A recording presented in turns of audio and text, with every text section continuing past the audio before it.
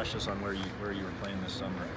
Off season went really well. I went and played in the Cape Cod League, which is, a good league to get experience, get at bats, see good arms. So I went out there, played, and then this off season I've just been really working on keeping my body in shape. I dropped about 20 pounds, so just eating really healthy and staying on top of things. Do you feel better losing that weight? I mean, absolutely. Feel quicker, have more energy, so that's always a plus. So I just got to keep on top of that, especially when we start the season here, things start to speed up, so I can't really lose that.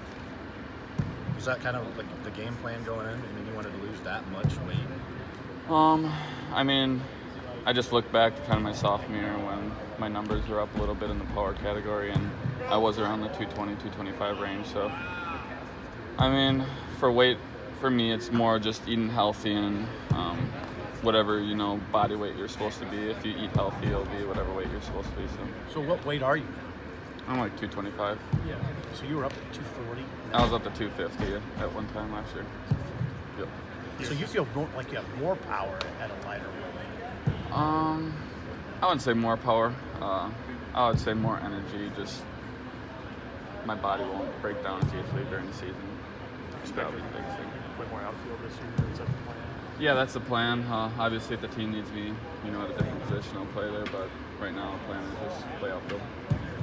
Were you on Luis's team in the Cape, the Braves? Yeah, both Luis and Chad Linsman. Nice. So you got to see those guys pitch a little bit during the summer and everything. I know Luis's role is supposed to maybe be a little more expanded this year. Just kind of watching him as your teammate this summer over some things maybe that stood out to you about him and maybe Chad as well. Yeah, for Luis, you could tell that he was starting to get more comfortable with the pitching thing. Last year he came in, did a good job for us as a closer. This year we're looking, for him to take a step up and hopefully be a starter for us.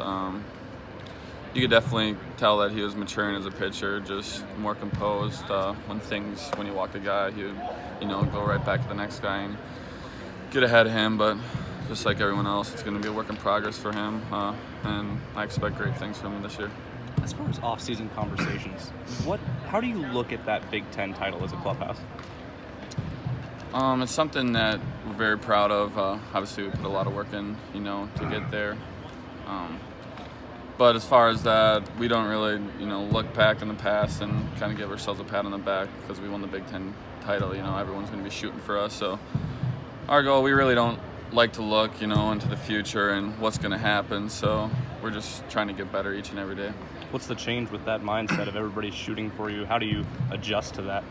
I don't think you really make any adjustments. The big thing is going to be not having any lulls when you come out on the weekends, especially because you're going to get everyone's best game. So as a mentality-wise, as we prepare, it's going to be nothing different. Just coming out here, giving it our all and trying to get better each and every day. Scott, that said, being Big Ten champs, add a little bounce in your step here over the offseason? Yeah, I think it should give us a little bit of confidence. All those great programs, the LSUs, the Vanderbilts, all those guys, have that confidence because they've been there, done that. So I think it'll give us, a little boost into this season, but we can't, lay back on that, and otherwise we're going to get destroyed right out of the gate. So we can't really rely on that too much. Scott, you're a veteran, but how do you approach this first day of practice, maybe as opposed to when you were a freshman coming in? Yeah, it's pretty crazy. 4 years now, but like always, it's exciting. Get out here with the guys. Just really excited to see what this team's going to turn into. Got a lot of older guys on the teams, a lot of guys that I came up with. Yeah, just a lot of excitement to see where this team's going to go. Hey Scott, did you have that groin injury from a couple of years ago? Did that linger at all last year, or would you say you were totally healthy last year? No, yeah, I would say I was totally healthy. Big thing, kind of what I was talking about before, is the weight, putting on that extra weight. As long as I can stay down in the 220 to 230 range, I'm pretty confident that I'll, stay in one piece and be ready to play each and every game in the outfield. So I know when you said that you decided to come back and not go pro, that maybe you felt like you had something to prove. Did you see that in the way that you prepared, maybe more intensely or any differently than you have? Yeah, I definitely have something to prove. I don't want to, put too much on my shoulders or anything like that, but this off season I've definitely taken a way different approach to taking care of my body, putting extra swings in the cages and doing all those type of things. So I'm excited to see, you know, how the season goes about and how our team does. What do you think you have to prove? Obviously, there's always going to be doubters. I think a big thing for me was not playing in the outfield each and every game. And then my power numbers were a little down last year. So those are things that, you know, as a player, if you want to be great, you're always trying to improve on those things. So, and along with that, I'm trying to be a little more disciplined, try to get my on-base percentage up a little bit this year. In just 3 weeks of preseason practice, how does that condense your preparation before you go to Tempe? Yeah, we don't have much time, so we got to make sure that we take advantage each and every day here. We also, I know it's not an excuse, we have great facilities and everything in here, but teams are getting outside, so we got to make sure that we come out ready each and every day. Otherwise, if we let a few days slip by us, first 3 seasons I've been here, we haven't had great starts, which has really hurt us in the end with the RPI. So we just got to come out and make sure we're prepared, and whatever happens after that happens. What are the conversations like among the players about the postseason? You guys' struggles in the postseason, particularly at the plate. I mean, is that something that motivates you, or do you just try to push it back? It's definitely something you got to look at.